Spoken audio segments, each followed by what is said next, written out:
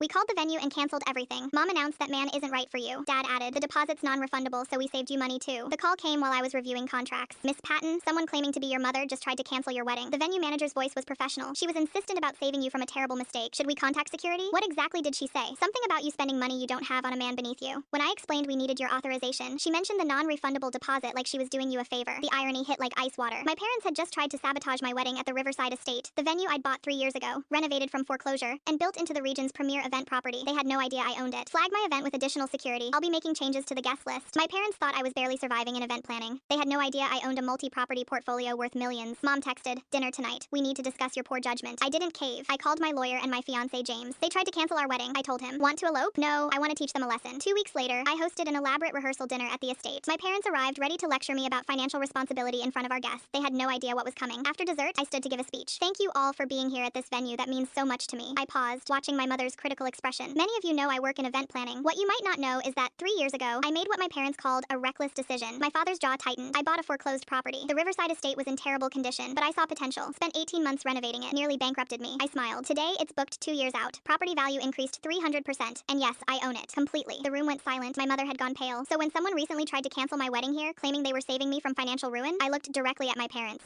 The manager called me immediately, because I'm not just the bride, I'm the owner. My father stood abruptly. You deliberately deceived us. No, I built a life without your permission because nothing I did would ever meet your standards. You tried to sabotage my wedding while standing in a building I own, completely oblivious. My lawyer stepped forward with documents. Mr. and Mrs. Patton, any future interference will result in trespassing charges. You're removed from the wedding guest list. My mother gasped. You're uninviting your own parents? You uninvited yourselves when you tried to cancel my wedding behind my back. Consider this a natural consequence. They left in humiliated silence. James's parents expressed genuine delight. Friends congratulated me on both the business and the spine. Any regrets? James asked later on the terrace. My parents had chosen control over relationship. They'd rather lose me than admit they were wrong. None, I said. I'm done letting them treat me like I'm not enough. My mother called 17 times in 24 hours. I saved every voicemail. The progression from hurt to manipulation was textbook. The wedding 2 weeks later was perfect. 200 guests who actually mattered. My parents sent a card expressing disappointment. I filed it away. 6 months later, I sent one letter. If they wanted any relationship, they needed to respect my choices and treat my husband and career with consideration. They never responded. Some people would rather lose their children than admit they were wrong. A year later, James and I celebrated our anniversary in that same ballroom. The estate had won industry awards. I'd expanded to 4 properties. Penny for your thoughts, James said, handing me champagne. Just thinking about how one phone call changed everything. You stopped apologizing for existing wrong, he said. He was right. My parents spent my life trying to mold me into someone else. When that failed, they chose sabotage over acceptance. But I'd won by choosing myself. I'd protected my boundaries, built my empire, married the man I loved, and created a life that fulfilled me completely. Their approval had become irrelevant. Sometimes the best revenge is refusing to let someone diminish you. Sometimes it's standing in a ballroom you own, surrounded by people who love you exactly as you are, realizing their opinion stopped mattering the moment you started believing in yourself. Some deposits are non-refundable. Some bridges are meant to burn. And some victories are measured in becoming exactly who you were meant to be with or without permission.